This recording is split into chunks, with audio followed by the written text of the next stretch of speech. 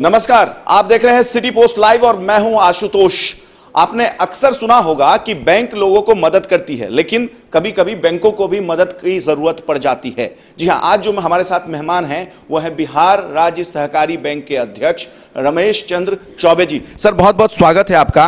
और आपको क्या जरूरत, आप तो पूरे बिहार प्रदेश को मदद करते हैं, आपको क्या जरूरत पड़ गई सरकार से मदद की? नहीं, ऐसी बात है कि किसानों को हमारे बैंक के माध्यम से कृषि कार्य हेतु केसीसी या छोटे छोटे जो उद्योग करते हैं, जैसे टोकरी बनाना, अपना ग्रामीण क्षेत्र में जितने भी छोटे छोटे कार्य हैं उनको हम लघु उद्योग के लिए राशि देते हैं। जैसे लेयर फार्मिंग है, मुर्गी पालन, अंडा, ये सब में हम राशि उनको देते हैं। नाबार्ड ने हमको सहयोग उसके माध्यम से होता है, सही बात है। अभी वर्तमान में राज्य सरकार ने यह जरूर किसानों के लिए किया है कि फसल सहायता योजना के माध्यम से हर किसान को क्षति होने पर अधिकतम 2 हेक्टर यानी 5 एकड़ तक का उसका मुआवजे का भुगतान 7,500 रुपये प्रति हेक्टर के हिसाब से, या अगर 20% से अधिक क्षति होती है तो 10,000 रुपये प्रति हेक्टर के हिसाब से भुगतान कर रही है। ये बहुत बड़ी, ये देश में पहला राज्य है जहां बिना बीमा की राशि लिए हुए किसानों की बीमा की जाती है। ये सब सरकार की उपलब्धि है, इसके लिए मैं धन्यवाद देता हूं। वर्तमान में जो धान अधिप्राप्ति हो रही है उसमें हमारे माध्यम से किसानों को भुगतान के लिए डीसीसीबी में जाता है, या राज्य सहकारी बैंक के अधीन जितने पैक्स हैं उन लोगों को हमारे माध्यम से जाता है, और उन्हें आरटीजीएस के माध्यम से उनके खाता में। अभी तो बहुत बड़ी बात बिहार के लिए एक और आपको बता दूं कि हो गई है कि राज्य में देश में 4 राज्य में पीएफएमएस के माध्यम से किसानों के धान का भुगतान होता है, उसमें बिहार भी एक राज्य है। पारदर्शी तरीके से सीधे किसान के खाते में जाता है, इसमें कहीं कोई दो बात नहीं है। उन्हें कर्ज भी दिया जाता है जिला केंद्रीय सहकारी बैंकों के माध्यम से, जिन्हें हम मुहैया कराते हैं। कुछ समस्या ये है कि बिहार में नोडल एजेंसी एसएफसी है अधिप्राप्ति का, धान का 1 महीने का भुगतान उसको देना है, लेकिन विगत वर्ष, इस वर्ष तो स्थिति ठीक है भुगतान का, लेकिन विगत वर्ष एसएफसी द्वारा किसानों के जो सीएमआर चावल दिया जाता है उसका भुगतान करने में 8 महीना, 6 महीना, 10 महीना तक लगा दी है। इस तरह से पैक्सों पर अतिरिक्त सूद लगभग 250 करोड़ रुपया लग गया है, जिसके चलते हमारे लगभग 1500-1600 पैक्स डिफाल्टर होने की स्थिति में हैं। मैंने माननीय मुख्यमंत्री महोदय से इस पर आग्रह किया था कि पैक्सों को ये जो 9% राशि पर आप सूद देते हैं तो हमारा लगभग 11% हो जाता है पैक्सों में जाते जाते, हम आधा % लेते हैं। तो ये इसका कुपरिणाम होता है कि पैक्स डिफॉल्टर होते जा रहे हैं, उन पर बकाया बढ़ते जा रहा है। हम आग्रह किए थे, उन्होंने आश्वासन दिया था कि फाइल बढ़ाइए, प्रधान सचिव को बोले थे और इस पर विचार करने के लिए, लेकिन आज तक उस पर कुछ नहीं हो सका। तो मेरी मांग है कि 250 करोड़ रुपया किसानों का जो है उसको उनके तरफ से माफ़ किया जाए, बजट में अपना प्रावधान किया जाए, जिससे पूरे देश, पूरे राज्य में किसानों के लिए और पैक्सों के लिए खुशहाली आ सके। दूसरी बात है कि अन्य राज्यों में जैसे छत्तीसगढ़ है, गुजरात है, महाराष्ट्र है, वहाँ केसीसी 0% पर दिया जाता है। मतलब केसीसी 7% उसका इंटरेस्ट है, जिसमें 3% भारत सरकार सबवेंशन देती है इंटरेस्ट का, 1% राज्य सरकार देती है, मात्र 3% किसान को देना पड़ता है। अगर 1 लाख रुपया लेता है तो उसको 3,000 रुपया देना पड़ता है। तो मैं बिहार सरकार से आग्रह करता हूं कि अन्य राज्यों की तरह बहुत सी जन कल्याण की योजनाएं भी चलाई जाती हैं, तो उस राज्य के तर्ज पर अगर बिहार के किसानों को 0% सूद पर राशि उपलब्ध करा दी जाए तो पूरे बिहार में जितने भी ऋणी किसान हैं उनका कल्याण हो जाएगा। और यह मात्र आज की तिथि में अगर राज्य सहकारी बैंक द्वारा 400 करोड़ रुपया दिया गया है तो 4×12 करोड़ रुपया में यह 0% पर हो जाएगा। इस तरह की व्यवस्था सरकार को करनी चाहिए। जैसे डीजल अनुदान देती है सरकार, सीमित लोगों को ही उसका लाभ मिल पाता है प्रखंड स्तर से, लेकिन यदि लोन पर कर दे तो सीधे उसके खाते में उतना उस लाभ पहुंचेगा किसान को। और भी बहुत सी योजनाएं हैं। हमारे कुछ बैंक, जिला बैंक हैं जो कि आज की स्थिति में रिजर्व बैंक के गाइडलाइन के अनुसार उस क्राइटेरिया का पालन नहीं करते हैं।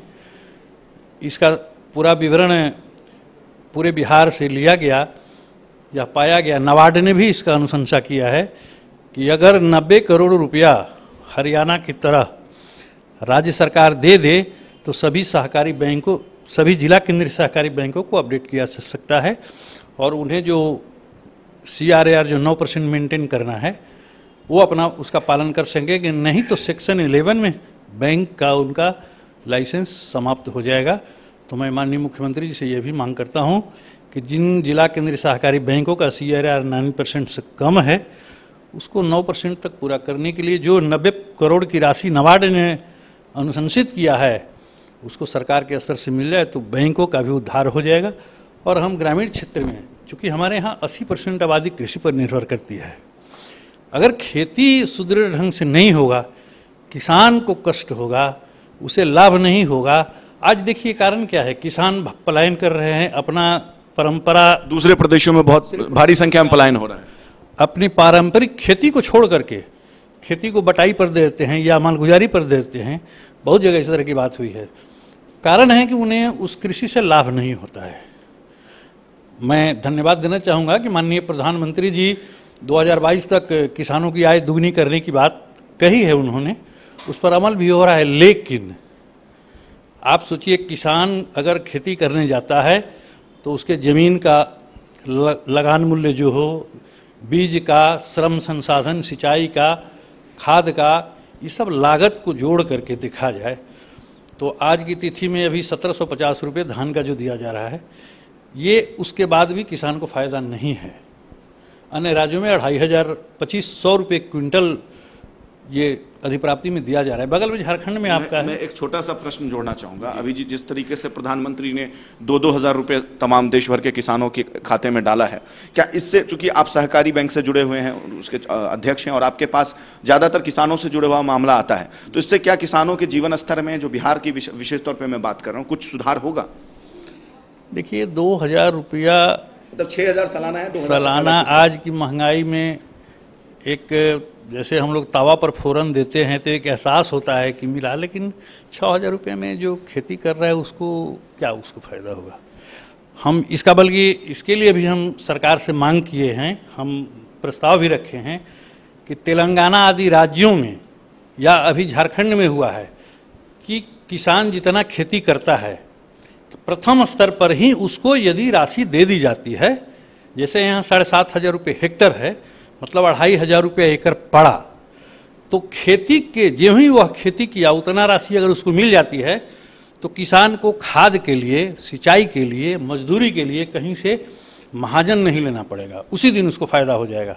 तेलंगाना वगैरह में ये सब हो रहा है, यही व्यवस्था है। अगर हम 5 एकड़ का खेती किए हैं तो हमको 12,500 रुपये मिल जाएगा। 12,500 में हम खाद जो उसका जरूरी है उसको तत्काल, उसके बाद जो आएगा वो उसका इनकम हो जाएगा। तो यह हमने सरकार से मांगी है।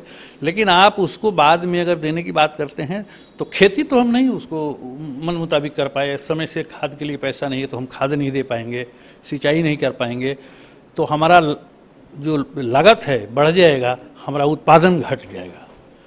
तो इस बिंदु पर भी सरकार को सोचना चाहिए कि जो अगर खेती किसान कर दिया तो उसको प्रथम स्तर पर ही उसके तत्काल जो आवश्यकता है उसके पूर्ति के लिए महाजन के पास न जाना पड़े। इसके लिए वह अगर वह राशि मिल जाती है तो गरीब किसान का भला होगा, उससे उत्पादन भी बढ़ेगी। मेरा 2 सवाल और है। एक तो सवाल है कि जो आपका सहकारी बैंक है वो सिर्फ किसी क्षेत्रों में ही मदद करती है या फिर तमाम जो MSME के तहत जो इंडस्ट्रीज आती है, छोटे लघु उद्योग जिसको कहते हैं, अति लघु उद्योग, उसमें भी मदद करती है? क्योंकि बिहार में जो रोजगार के लिए एक बहुत बड़ा पलायन, ठीक कहा आपने कि बहुत बड़ी संख्या में, मतलब लगभग डेली के मात्रा में पलायन होता है, तो क्या उसमें भी कुछ मदद करती है बैंक? जी, हमारा बैंक, अभी आप सिवान और गोपालगंज है सर्वेक्षण कीजिए, वहाँ बहुत बड़े पैमाने पर लेयर फार्मिंग, जिससे नॉन एग्रीकल्चर लोन है, वो कृषि लोन से हट के है, उस ओर हमारे बैंक का ध्यान है ताकि ज़्यादा से ज़्यादा लोग रोजगार से जुड़ सकें और उससे उस अवसर का लाभ उठा सकें। हमने JLG के माध्यम से छोटे छोटे जैसे मजदूर टाइप के भी लोग हैं, हम बिना गारंटी का लोन देते हैं, कोई गारंटी नहीं लेते हैं। कितने अमाउंट तक मिल जाता है? उसको हम 50,000 रुपया तक एक व्यक्ति को, अगर हाँ बिना गारंटी का, बिना गारंटी का, तो इससे उसका तात्कालिक लाभ होगा कि आज महंगे सूद पर जो महाजन से लेते हैं वह महाजन उससे वो उसकी ब्याज दर क्या होता है उसका? उसका ब्याज दर जो सामान्य रूप से केसीसी है 7% का होता है। 7% एनुअल वार्षिक। और उसका भी हम बीमा कराते हैं, यदि किसी प्रकार की क्षति हुई तो वह भी माफ हो जाता है। महाजन के पास जाएगा तो 25% या 37.5 डेढ़ा सवाई क्या क्या लगता है, लेकिन बैंक से तो उसको बहुत लाभ है। और उस ओर भी हम ध्यान दिए हैं। छोटे मोटे उद्योग लगाना है, फार्मिंग है, बकरी पालन, मुर्गी पालन, ये सब हमारे बहुत सी समितियां, सहकारी समितियां कर रही हैं और बेहतर कर रही हैं। जो आप नेस्कॉफ के भी वाइस चेयरमैन हैं, और नेस्कॉफ की क्या भूमिका होती है उसके बारे में संक्षिप्त में बता दीजिए, और उससे बिहार को या जो बिहार सहकारी बैंक है उसको क्या लाभ मिलता है? देखिए, national federation of state cooperative bank है, वो पूरे देश के सभी सहकारी बैंकों का एक शीर्ष संगठन है। वह फेडरेशन, वहाँ से पॉलिसी आरबीआई और नाबार्ड का जो गाइडलाइन होता है उस पर हम लोग चर्चा करते हैं, और उसको लागू करने के लिए पूरे देश में वहाँ से हम लोग भी सलाह देते हैं सारी बैंकों को, सारी सहकारी बैंकों को पूरे देश के। अभी हमने नेफ्सकॉब की बैठक में यह निर्णय लिया, पूरे देश में हम एक कमेटी बनाए थे जिसमें पैक्स जो 8,463 पैक्स हमारे बिहार में हैं, इस तरह से पूरे देश में लगभग 95,000 1 लाख जो 1935 के अधीन पैक्स हैं, प्राथमिक कृषि साख समिति, उसका एक गाइडलाइन होना चाहिए कि उसमें जैसे प्रबंधक की नियुक्ति है, हमें अपना व्यवसाय बढ़ाना है, हमारा कैशबुक लिखना है, इस सब को प्रॉपर कैसी व्यवस्था दीजिए, उसका हमने पॉलिसी वहाँ बनाया है नेफ्सकॉप से, और वह बनाकर सारे राज्यों में हमने भेजा है। यहाँ भी हम उसका विमोचन किए और पूरे राज्य में विमोचन हो रहा है। वह पुस्तक है, मैं आपको भी दूंगा। उससे अगर उस गाइडलाइन पर चलेगा तो पूरे संस्था को, सारी संस्थाओं को उसका लाभ मिलेगा, और वहाँ से मॉनिटरिंग करते हैं हम लोग नेफ्सकॉप के माध्यम से। चलिए, हमसे बात करने के लिए बहुत बहुत शुक्रिया आपका। तो ये थे मेरे साथ रमेश चंद्र चौबे जी, बिहार सहकारी बैंक के अध्यक्ष हैं ये। और जो बिहार सहकारी बैंक है वो सिर्फ बैंक नहीं है, ये जनहित से जुड़ा हुआ मुद्दा है, छोटे छोटे रोजगार से जुड़ा हुआ मुद्दा है, और इनकी मांग जनहित से जुड़ी हुई है। तो सरकार को भी इस पर गंभीरता से सोचने की आवश्यकता है। तो फिलहाल इस पेशकश में इतना ही। बाकी देश और दुनिया की खबरों के लिए देखते रहिए, पढ़ते रहिए सिटी पोस्ट लाइव। नमस्कार।